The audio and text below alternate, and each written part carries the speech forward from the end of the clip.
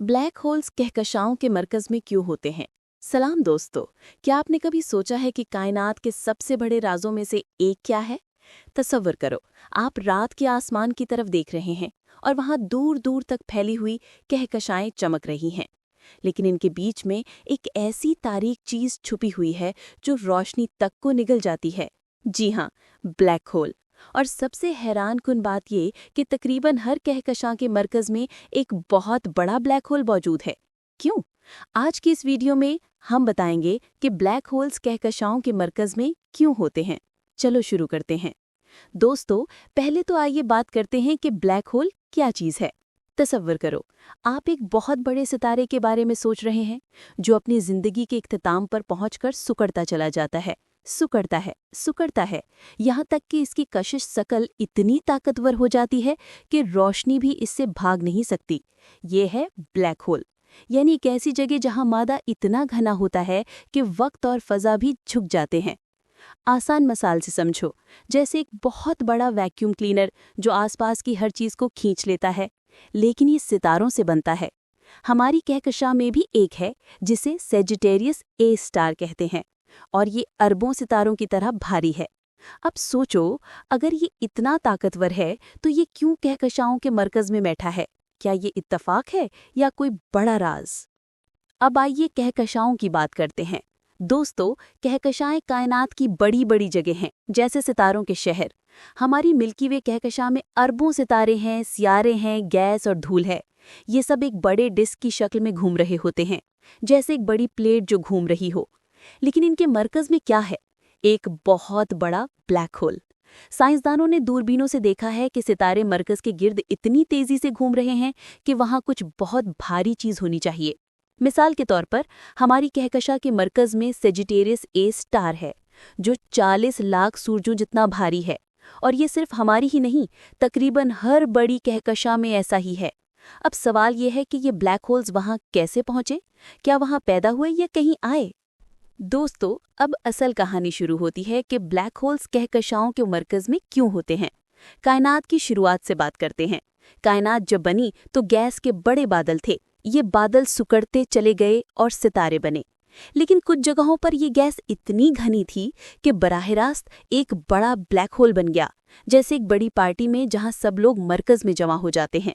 या फिर छोटे ब्लैक होल बने जो एक दूसरे से टकराकर बड़े होते चले गए।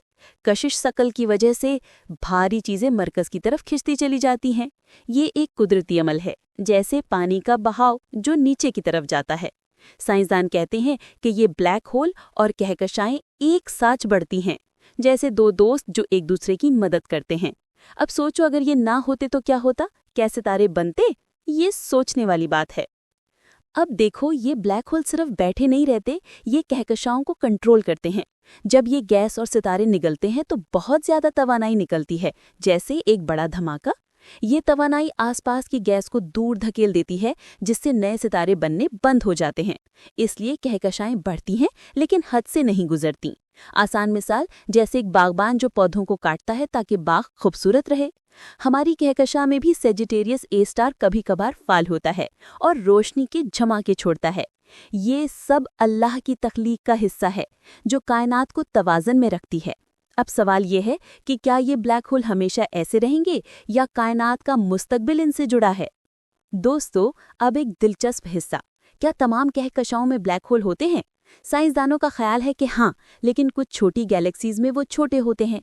मिसाल के तौर पर एंड्रोमीडा गैलेक्सी जो हमारी पड़ोसी है, उसमें भी एक बहुत बड़ा ब्लैक होल है। जब कहकशाएं एक दूसरे से टकराती हैं तो उनके ब्लैक होल भी मिल जाते हैं और एक बड़ा बन जाता है।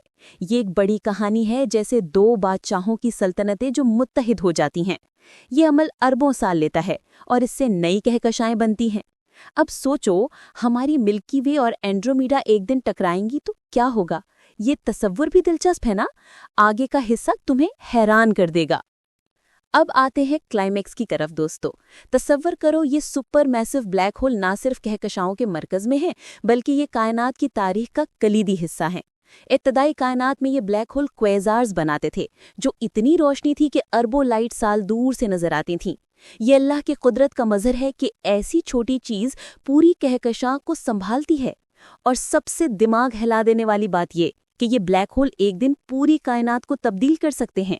جب ستارے ختم ہو جائیں گے تو یہ بلیک ہول آہستہ آہستہ بخارات بن کے غائب ہو جائیں گے، ہاکنگ ریڈیشن کی وجہ سے۔ لیکن یہ اربوں اربوں سال بعد کی بات ہے۔ سوچو کائنات کا اختتام کیسا ہوگا؟ کیا تمہیں لگتا ہے کہ یہ سب اتفاق ہے یا ایک بڑی منصوبہ بندی؟ دوستو، یہ تھی ہماری کہانی بلیک ہولز اور کہکشاؤں کی۔ اگر ویڈیو اچھی لگی تو لائک کرو، شیئر کرو اور سبسکرائب کرو۔ کمنٹس میں بتاؤ تمہیں کون سا حصہ سب سے زیادہ دلچسپ لگا۔ اللہ حافظ۔